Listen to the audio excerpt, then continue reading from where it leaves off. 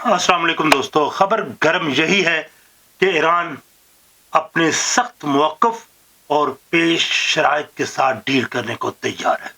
अगरचे ईरान ने पाकिस्तान की तरफ से अमेरिका के 15 पॉइंट्स प्लान वसूल कर लिया है आज।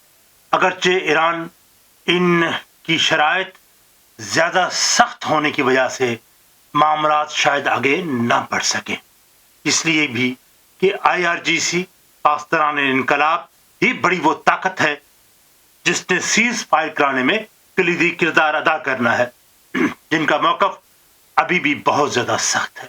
ईरान ने पहली शर्त जो सामने आई है वो ये कि किसी वो यहूदी के साथ मुज़ाकरात नहीं करेंगे। मुज़ाकराती टीम में कोई यहूदी शामिल नहीं होगा क्योंकि उसमें डोनाल्ड ट्रंप का दामाद भी शामिल है, उसके अलावा स्टिकोफ और किशनर्स भी शामिल है, और इसमें JD वैंस और मार्को रूबियो जैसे के जरिए ही मुज़ाकरात आगे बढ़ सकते हैं। ईरान के वज़ारत ख़ारजा के तर्जमान इस्माइल बकाई का अभी एक पैगाम सामने आया है जिसमें उसने कहा कि पाकिस्तान की नीयत बिल्कुल दुरुस्त है और लेकिन इसराइल और ईरान पर एतमाद नहीं किया जा सकता है, क्योंकि उन पर 9 महीने पहले जब उन्होंने मुज़ाकरात किए थे तो मुज़ाकरात के बहाने उन पर हमले हुए। ईरान को तबाहकार सफारतकारी का सख्त तजर्बा है, इसलिए ईरान के साथ मुज़ाकरात ईरानी शराइत पर होंगे।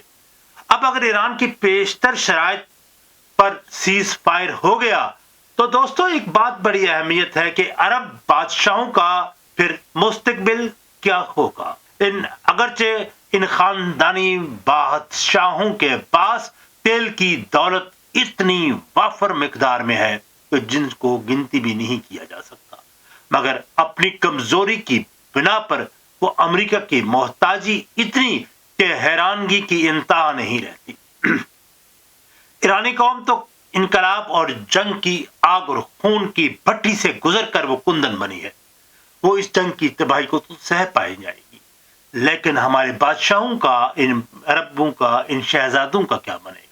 इनके तहफ़्फ़ुज़ का दारो मदार तो फिर अमेरिकी अड्डों पर है और उसके इर्द गिर्द घूमता है। अमेरिकी अड्डों की वजह से वो अपनी दफा को नाकाबिले तस्खीर समझते हैं। इनकी सोच का बांडा तो ईरान ने ऐसा फोड़ा कि बिरादर मुल्कों की बेबसी दुनिया के सामने अयां हो गई। ईरानी मिसाइल्स और ड्रोन से अमेरिकी जो है वो अपने अड्डे ना बचा सके। उन्होंने अरब बादशाहों की फजाओं को खाक बचाना है। जंग चौथे हफ्ते में जा चुकी है और तेल से लदे टैंकर खलीज फार्स में लंगर अंदाज खड़े हैं, क्योंकि आबनाए हरम से कोई ईरान गुजरने नहीं दे रहा। अमेरिकी सदर डोनाल्ड ट्रंप जो दुनिया के सामने एक मसखरे की सूरत इख्तियार कर चुका है, ने आबनाए हरम खोलने के लिए अनगिनत धमकियां दी। आपके सामने है कितनी धमकियां दी उन्होंने। तो शुरू में यह दावा किया गया कि अमेरिकी बहरी जहाज टैंकरों को बाहिफाजत आबनाए हरम से वो गुजार देंगे, लेकिन बात ना बनी। तो इत्तेहादियों से कह डाला, मिन्नत तरले कर दिए इत्तेहादियों के कि खलीज फार्स के तेल पर तुम्हारा इन्हिसार ज्यादा है, तुम आबनाए हरम खोलने के लिए बहरी जहाज अपने भेजो।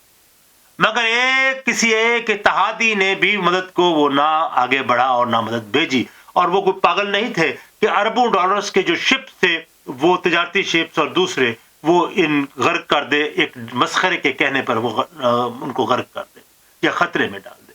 जब इत्तेहादी आगे ना बढ़े, उन्होंने मदद फराहम नहीं की, तो फिर 48 घंटे का अल्टीमेटम दे दिया और कि आबनाए हरम से ऑयल टैंकर ना गुजरे तो ईरान के एनर्जी इंफ्रास्ट्रक्चर यानी पावर स्टेशंस को तबाह कर दिया जाएगा। अल्टीमेटम का जो वक्त है वो बड़ी तेजी से गुजर रहा था, लोगों की नजरें थी, एक पैनिक सूरत हाल थी। तो फिर अभी अल्टीमेटम का वक्त पूरा नहीं हुआ था तो ऐलान कर दिए कि 5 दिनों के लिए अमेरिकी हमले बंद रहेंगे। साथ ही ये हवाई भी छोड़ दी कि ईरान के साथ बामकसद मुज़ाकरात हुए हैं, जिसकी वजह से हमले बंद किए जा रहे हैं। ईरान ने फिर इस दावे को खुल्लम खुल्ला इसकी तरदीद की और कहा कि कोई बराह रास्त या बिलवास्ता कोई बातचीत नहीं हुई और अमेरिकी सदर ब्लफ कर रहे हैं। इतना अलबत्ता सामने आया है کہ پاکستان، ترکی اور مصر دونوں طرف سے پیغام رسانی کا کام انجام دے رہے ہیں، مگر آبنائے حرمز ایرانی شہ دشمن تیل کے لیے بدستور بند ہے، آج بھی بند ہے۔ ایرانی حملے پر ایران پر اسرائیلی حملے جاری ہیں، یعنی ایران نے کوئی لچک نہیں دکھائی، اور امریکی صدر پینترے بدل بدل کر اپنے بیانات دے رہا ہے، کیونکہ جنگ شروع تو کر دی ہے لیکن اب نکلنے کے لیے آبرومندانہ انداز سے نکلنے کا کوئی راستہ اس کے سامنے نہیں ہے۔ ٹرمپ نے ایران کے تیل انفراسٹرکچر پر حملے کی دھمکی دی، تو ایران کا جواب یہ تھا کہ اگر اس صورت میں اگر آپ نے حملہ کیا، تم نے حملہ کیا، تو پھر اس خلیج کی تمام تیل پروڈکشنز اور پانی کے ڈی سیلینیشن پلانٹوں پر حملے ہوں گے۔ اس طرح ان حملوں سے گلف ممالک کی تیل اور گیس پروڈکشن مکمل طور پر بند ہو جائے گی، اور ان کے پاس پانی پینے کا بھی نہیں رہے گا۔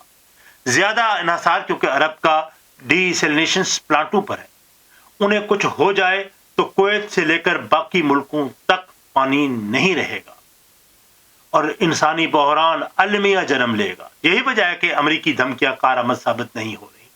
ہر گزرتے وقت کے ساتھ، دنوں کے ساتھ، برادران ملک کی بنیادی کمزوریاں، ان عرب ممالک کی اندرونی داخلی کمزوریاں زیادہ عیاں ہوتی جا رہی ہیں۔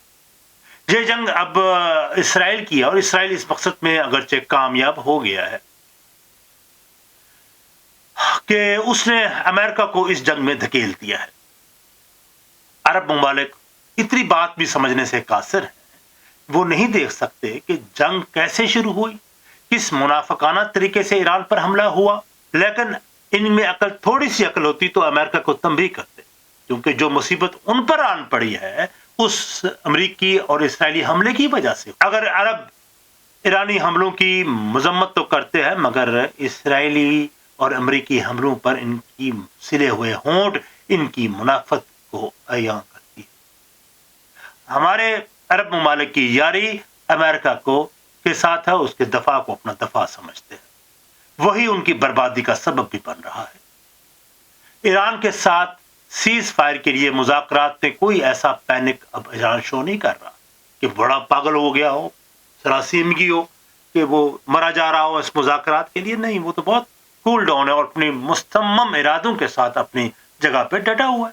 ایران کہہ رہا ہے کہ ضمانتیں مہیا ہوں کہ پھر ایسا حملہ نہ ہو، تباہی کا اس کو ہرجانہ دیا جائے، امریکی اڈے علاقے سے ختم کیے جائیں۔ تو یہ سب کون کرے گا؟ مستقبل کی ضمانتیں کون دے گا؟ پاکستان اور مصر کیا ایسی ضمانتیں دے سکتے ہیں؟ یہ دونوں ممالک اس کیپیسٹی میں نہیں جس سے یہ تاثر ملے کہ وہ ضمانت دے سکے۔ اس لیے لوگوں کی نظریں پھر روس اور چین کی طرف اٹھ رہی ہیں، اور ایران نے بھی شاید خفیہ طریقے سے کسی انداز سے یہ کہہ دیا ہے چین کو اس بات کی ضمانت دینی ہوگی۔ ٹرمپ کی زبان پر کوئی بھروسہ کرنے کو تیار نہیں، ایرانی تو بالکل نہیں کریں گے، ان کی بات پر کون یقین کرے گا؟ لگتا تو یہ ہے کہ یہ تباہ کن جنگ جاری رہے گی، اور یہ جنگ اگر طویل رہی تو پھر عرب ممالک کے لیے بہت زیادہ نقصان ہوگا اور اسرائیل کو فائدہ ہوگا۔ مسلم ممالک میں جتنی تباہی ہوئی ہے، اسرائیل اسے اپنے لیے اچھا سمجھ رہا ہے، اپنے فائدے کے لیے سمجھ رہا ہے، کیونکہ وہ تو گریٹر اسرائیل کا خواب دیکھ رہا ہے مدتوں سے، کہ دریائے فرات سے لے کر دریائے نیل تک وہ یہ سمجھتا ہے کہ یہاں راجدھانی ہو، کہ گریٹر اسرائیل بنے۔ عرب کو خطرہ اسرائیل سے ہے، یقین مانیے، اور عرب برادر ملکوں نے دشمنیاں ایران سے پال رکھی ہیں۔ اب سارے مفروضے ہوا ہو گئے ہیں۔ کہاں گئی وہ ساری چاپلوسی، وہ بوئنگ جہاز کا طیارہ، وہ انوکھے انداز کا استقبال جس میں عرب دوشیزائیں اپنے بالوں کو ہوا میں لہراتے ہوئے اس خبیث کا استقبال کر رہی تھی، شرمناک انداز سے؟ عرب کی تاریخ میں کبھی ایسا نہ ہوا۔ اگر عربوں کے اندر اتنی سی بھی عقل ہوتی تو وہ مل کر اس امریکی عزائم کو روک دیتے، لیکن ایسی بات کہاں ہوتی ہے۔ امریکیوں کو بھی پتا تھا کہ جب یہ دوست عرب ممالک ان سے ملتے ہیں تو اندرون خانہ کہتے ہیں کہ ایرانیوں کو خوب مارو، مگر امہ کے سامنے زہری طور پر امریکی حملے پر افسوس کا اظہار معمولی سا کر دیتے ہیں۔ لیکن مجھے ایسا محسوس ہو رہا ہے کہ قدرت اپنا انتظام کر چکی ہے. سمجھنے والے سمجھ چکے ہوں گے میں کیا کہنا چاہتا ہوں. باقی آپ سے گفتگو مجھے بہت، میرے لیے آپ سے آپ کی آرا جو کمنٹس آپ دیتے ہیں مجھے بہت خوشی ہوتی ہے. تو اپنی آرا سے بھی نوازیے گا، اور اس تلاش یعقوب عامر ہاشمی چینل کو بھی سبسکرائب کیجیے گا. اور اس حوالے سے اگر آپ اپنی آرا دیں تو اس آرا پہ بھی ہم اپنی رائے مجھے دیں، تو میں اس پر بھی ہم اپنی گفتگو کو آگے جاری رکھ سکتے ہیں. تو اسی تناظر میں اور بھی ہماری ولاگز سامنے میں گفتگو کریں گے انشاءاللہ. عامر ہاشمی کو آپ اجازت دیجیے گا. اپنا خیال رکھیے گا، اور پاکستان زندہ باد.